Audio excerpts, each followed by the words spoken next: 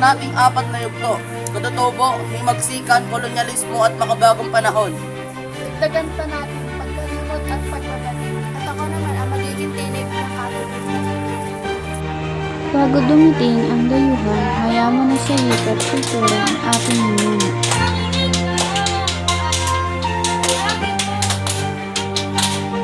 Tandaan niyo, bawat kwento ay awit, bawat salita ay saya.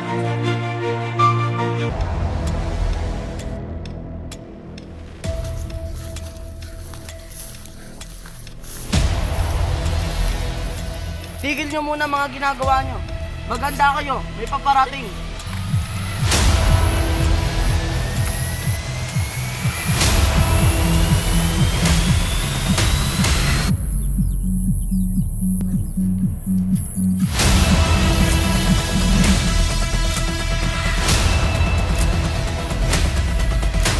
Pinilit nila ang kanilang wika.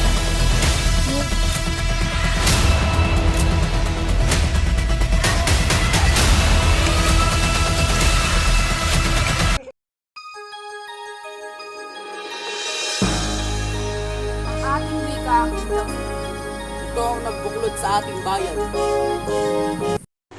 Dumating ang panahon ng ikinahiya ang sariling atin.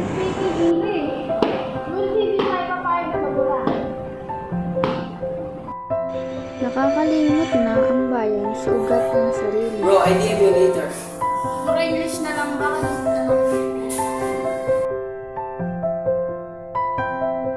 Hindi tayo isa sa anyo, ngunit iisa tayo sa diwa at iisa sa wika.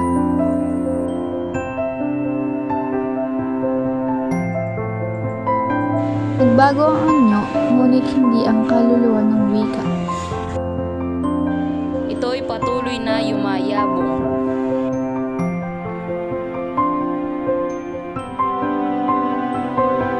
Paglalaban namin ang ating wika sa ating pagmamalaki ito. Ipapapasa namin ito sa henerasyon. Ang wika ay hindi lamang salita, ito'y buhay, kultura, at kalayaan.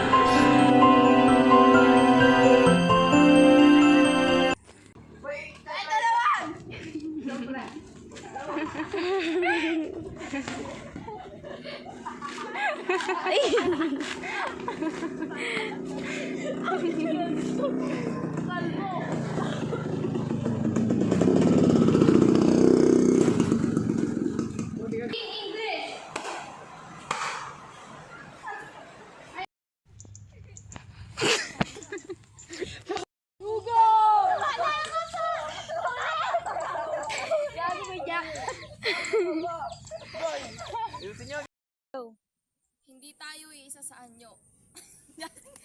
Go!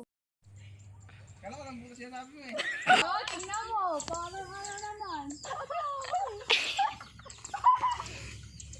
Tayo gago. Sa tula. Awan!